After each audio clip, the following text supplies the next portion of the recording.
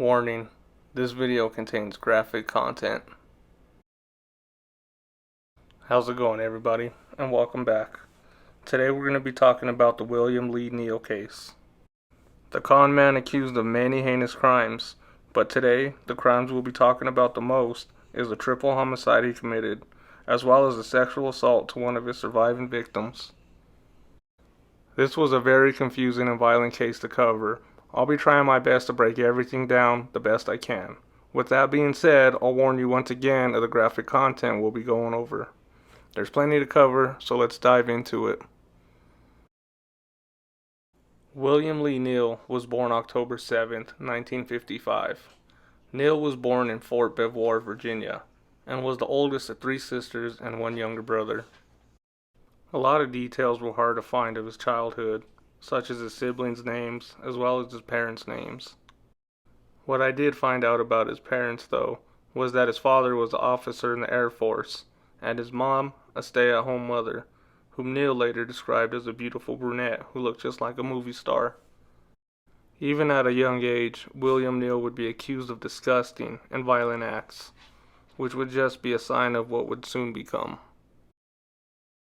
In 1965, when Neal was around 11, his family would move to San Antonio, Texas. By 1967, his father would develop a bad drinking habit, and Neal's quote-unquote picture-perfect family would soon break apart. By the age of 12, Neal was already accused of molesting a girl younger than him in the same neighborhood he lived in. Around that same time, he also stabbed a stray cat to death with a fork, all this in front of his younger brother. By the age of 13, Neal claimed to have been in a relationship with an older married woman. Also later in his teens, Neal claims to have been sexually assaulted by a pastor at his church. His preteen to teenage years would not be so innocent for him. Around that time, his father would drink more and more and become more violent with Neal. It also didn't help that his sisters would often lie against Neal, getting him in trouble on purpose, often choking and making marks on themselves and each other, claiming to their parents Neal had done it. Neal would be beaten numerous times due to this, and would continue to deal with abuse in his family for more years to come. If you fast forward to 1981, Neal was around the age of 25, and by this time, he had met his first wife in Washington, D.C. Neal would be married 4 times together in total, once to a 19-year-old stripper in Denver, in which he would have a daughter with. There would be a back-and-forth custody battle in which the mother, who I can only find as Jennifer, would win. Neal was even accused of abusing the baby they had together at one point, although charges were never filed. We won't get into too much of his past marriages, as they don't coincide to any of the murders committed by Neal. By his early adult years, Neal was a certified con man. After being married 4 times at this point, he had taken complete advantage of the 4 women's trust in Neal. One ex-wife would go as far to recalling chilling words from Neal, in which he would say, "I'm gonna fuck over every woman in my path. Y'all are nothing but whores." Even after divorcing, he would still try keeping tabs, popping up and calling them, trying in any way he can to stay in touch and con the women out of more money. Neal would often be seen around town, mostly at strip clubs and bars, where he'd be seen flashing large sums of money. Some of those same bars he frequented would be where he met some of his victims. He was often referred to as Wild Bill by some of the people that he regularly drank with. Neal would always be seen wearing a black duster-style leather coat with matching boots and a hat when out on the town.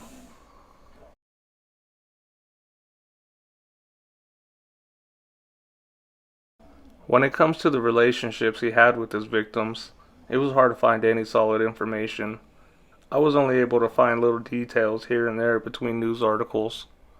But everything that I did find we'll break down next, starting with Rebecca Holberton. Rebecca Holberton was the owner of the Lakewood townhouse on 12055 Western Argo Drive, the same house where Neal's brutal and heartless crimes would take place. Neal and Holberton met each other at a 4th of July party in 1996 through mutual friends. That night the two would become flirtatious and become close, and even would have sex at that party. Over the next few months, the two would become close and see each other more and more often. After just 2 short months, Rebecca would allow Neal to move in with her. Holberton had no clue the nightmare she would be put through. Over the next 2 years, Neal would abuse Rebecca, both mentally and physically, all the while taking advantage of her financially as well. At the time of her death, Neal would rack up a debt of over $70,000 with Rebecca, the whole time claiming he was waiting for $1 million settlement from work, which would be the same lie he used to con one of his other victims out of money as well. During the same 2 year span with Rebecca, Neal would constantly leave for days to weeks at a time, sometimes with little to no contact with Rebecca. Neal would claim he had a house in Vegas that he was back and forth from, although he would never give Rebecca the address when she would ask for it. Not that it would matter anyways, because it turned out to be another one of Neal's lies. During the times Neal would disappear on Rebecca, he would often be seen out on the town with other women, and at strip clubs throwing large amounts of cash around. While Neal was living with Rebecca, he was in other relationships that he kept a secret, and would often see other women behind Rebecca's back. Now that we've gone into William Neal and Rebecca Holden's life together, we'll go over details of some of the other victims, and together we'll put everything together piece by piece leading up to the murders.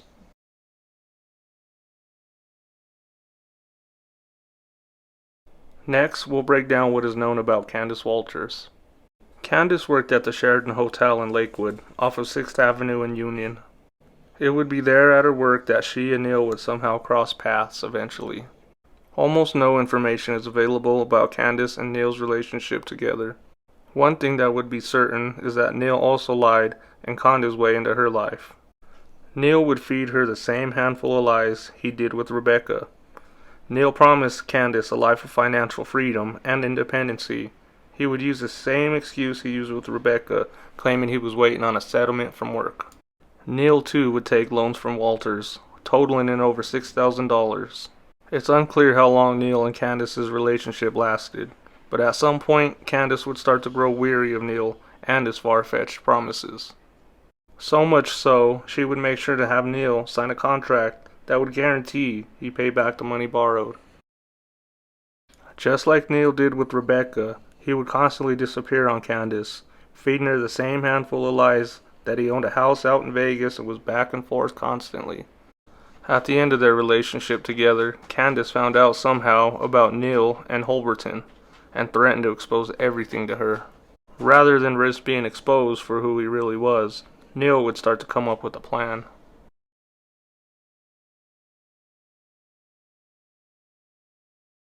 Angela and Neal met at one of the bars Neal frequented, called Shipwrecked. There, Angela was a bartender. It's unclear as to the extent of their relationship, whether they were actually dating or not, or how long they actually even knew each other. Angela was married while she knew Neal, and had 2 kids with their husband as well. At this point, I wasn't able to find too much more details about Angela and Neal's relationship together, but Angela would come back to play another part in this sick and twisted story. This next part might get a little confusing, as the surviving victim understandably withheld her identity and doesn't want to be known. We'll just refer to her as Jane. And as far as for Beth, I wasn't able to find any past information either, or any pics that would help with the video. Jane and Beth were roommates together. Beth was older with 3 kids, divorced, and was struggling to make ends meet. They lived together at the Cottonwood Apartments in Lakewood, where they became close and would often go out drinking. One of the bars that the 2 ladies would frequent was Shipwrecks. Shipwrecks was the same bar William Neal met Angela Fight at, and would be the same bar where Beth and Jane would first hear the name William Neal. It was around that time Neal and Beth would cross paths. Neal would work his so-called charm quickly with Beth, and would talk her into a double date with himself, Jane, and Beth, and her boyfriend at the time, Jim.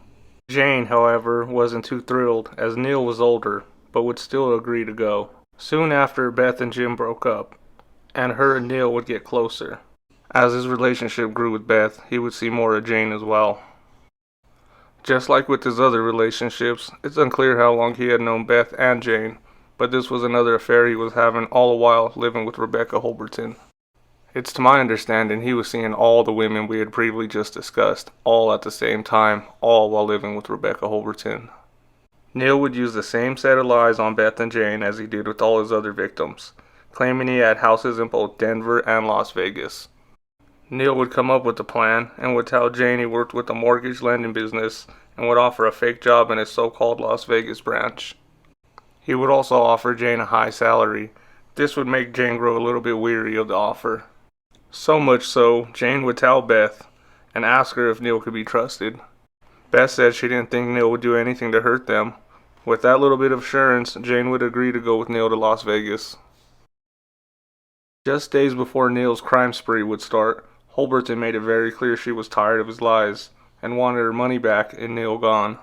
Neal would reassure her his settlement was falling through very shortly. He told Rebecca after paying her back he was going to take her on a trip after. Early on June 30th, 1998, Neal drove to Builder Square to do some shopping. There he would buy a few things. He would get lava hand soap, 4 metal eye bolts, a roll of nylon rope,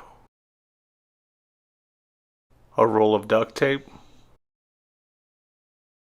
and lastly on his list was a 7.5-pound splitting maul, which is basically something that looks half axe, half sledgehammer, with a wooden handle about the size of a baseball bat. He would return later that morning to the townhouse on West Shenargo Drive in Lakewood, Colorado. The house had been having recent renovations, with the windows and sliding doors covered in butcher's paper, making it impossible to see anything going on inside. When Neal returned from his early morning shopping trip, he would place a white plastic lawn chair in the middle of the living room. For the past few days at this point, Neal exaggerated having a surprise for Rebecca, which she was thinking he was finally going to pay her back the money owed to her. Neal would call Rebecca to the living room. Rebecca, who had just gotten out of the shower, was still in her bathrobe, would then take a seat. Neal would then bring out a bottle of champagne, along with a leather briefcase. He then put that briefcase in her lap and told her inside was the money he had owed her, and more that would help her live with financial freedom. He then told her to put her hands on the briefcase, all while putting a blanket over her head so she couldn't see anything. Neal would then walk into another room and quickly return with his maul and ambush her from behind, unleashing a violent attack. Using the hammer end, Neal would bring down the weapon with such force that it completely caved in the back of her skull. It would also send skull fragments into her brain and also cut a 2-inch piece of her skull that flew across the room on the floor.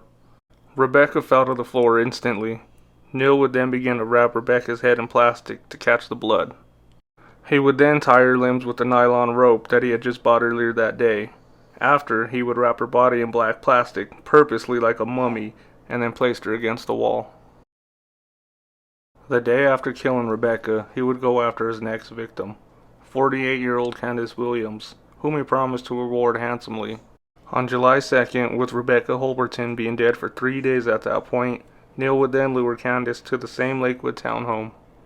Neal would tell Candace the same lie he told Rebecca, that he had a very special surprise waiting for her. He would also tell her he would take her on a trip after. Neal then blindfolded Candace once they were there, sitting her in the same white chair that Rebecca once sat in. Happily she sat in the chair, waiting for her surprise. Neal disappeared but quickly returned holding his maul again. He would hit her in the back of the head with tremendous force, this time with the blade side. Striking the poor woman 4 times, Candace would die a horrible and violent death, all because she wanted a future with Neal. Even after brutally axing her, he couldn't leave the body in peace. He urinated on her dead body with total disrespect for human dignity. He then wrapped her in plastic, just like he did to Rebecca's body. At this point, Neal has killed 2 women in the span of 4 days. But he didn't stop there. Right after the murders, he used both of their credit cards and managed to gain access to their bank accounts as well. To him, it was time to party and have a good time. But it would be a time that left another woman dead and another woman raped and traumatized by what she was forced to watch and do.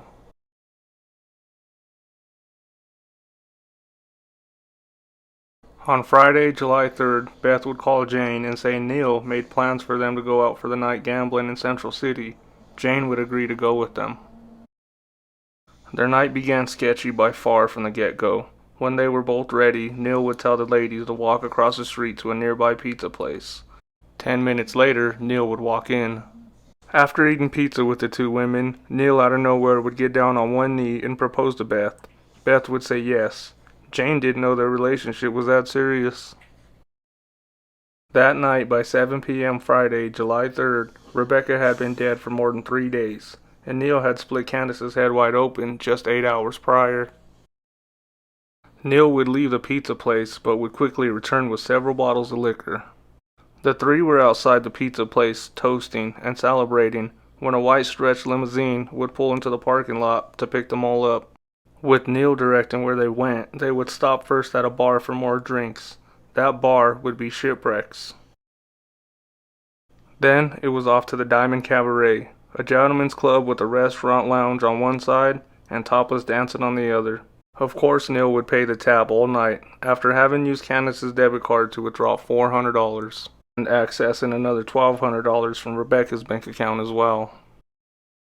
July 5th, Neal would pick up Jane, alone this time, from her apartment around 7 p.m. for their so-called trip together to Las Vegas.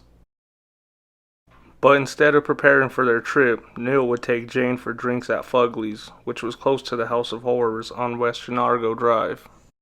After drinks, the two pulled into the garage at the Lakewood townhouse. Once there, somehow Neal talked Jane into putting a blindfold on, very similar to his other victims. Jane would tell him she couldn't see anything as he led her from the garage to the house.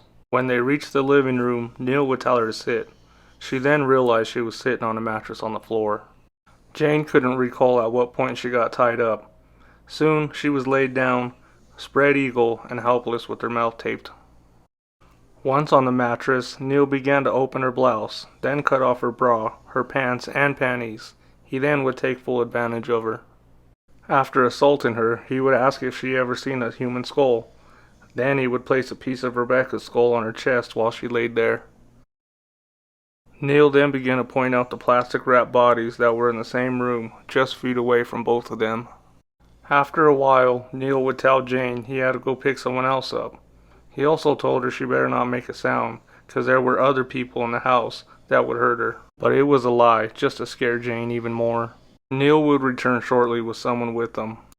Jane would recall in court being able to hear the voice of another female, and later would hear the sound of duct tape being pulled from the roll. That female voice would be that of Angela Fights.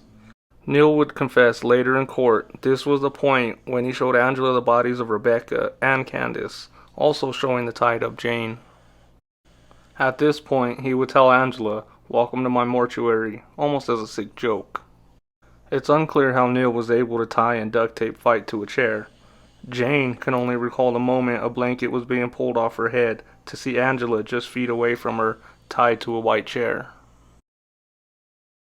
At this time, it was just after 11 p.m. Neal had been sitting in a chair next to the mattress Jane had been laying on. Out of nowhere, Neal got up, walked into another room, but quickly returned with the same splitting maul again. Neal then brought the weapon down on Angela's skull, again and again, multiple times, all this before Jane could turn her head from the gruesome scene. Neal would then pull up a chair and light a cigarette after. Jane would say in court she could hear Angela's blood splashing on the wood floor, not one drop at a time, but like water coming from a pan, she described. Neal then placed a blanket over Angela's head and sat back down. Neal would then partially untie Jane, but only to assault her again. After he would tie her up and sleep with her as nothing had happened.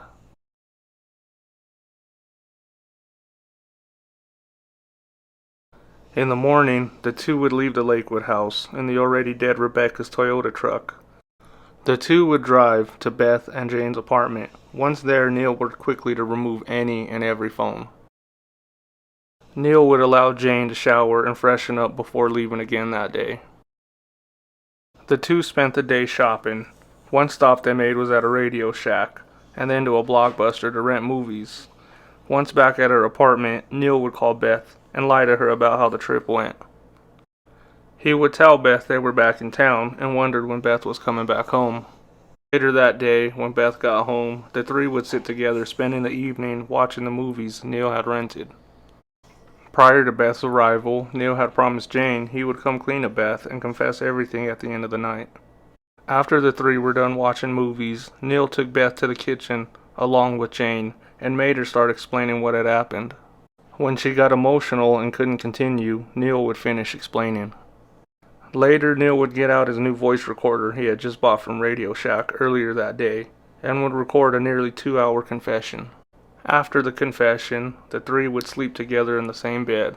In the morning, Neal would claim he had things to do and would leave the two women alone, but would warn them not to try anything. Everything they had seen and heard at that point was enough to terrorize them into compliance. While Neal was out, Beth and Jane didn't do much besides wander the apartment aimlessly. Before they could come up with an escape plan, Neal would return. What would happen next could be considered bizarre at most. For the next few days, Neal kept the two women captured. He strangely even allowed Beth to call a male friend to stay with her. They would all sleep and eat together in the same room. Even more strange, the four would go out to a strip club where they stayed drinking until closed. By July 8th, Neal began making plans. He either was going to turn himself in, or in his own words, off himself. But for days he would stall. Finally, Neal would leave, but not before leaving directions for the women. He wanted them to call the cops after he left and explain things. Neal wanted the women to give the cops his pager number as well. Neal would meet with the cops later and surrender. At this point, the horror was finally over. Neal would be held with no bail. On September 29, 1999, more than a year after his heinous actions, William E. Neal would be sentenced to death. But in 2003, his sentence would be commuted to 3 consecutive life sentences. He's currently serving his sentence at the Colorado State Penitentiary with no hope of ever getting out. Even behind bars, he continues to sponge and take advantage of women. At the time of his trial, he would date July, a trust fund baby in Phoenix. According to Jeffco investigators, she would often send him money and would even take trips to see him. Alright everybody, and there you have it, the William Lee Neal case. It was pretty violent and at times quite bizarre.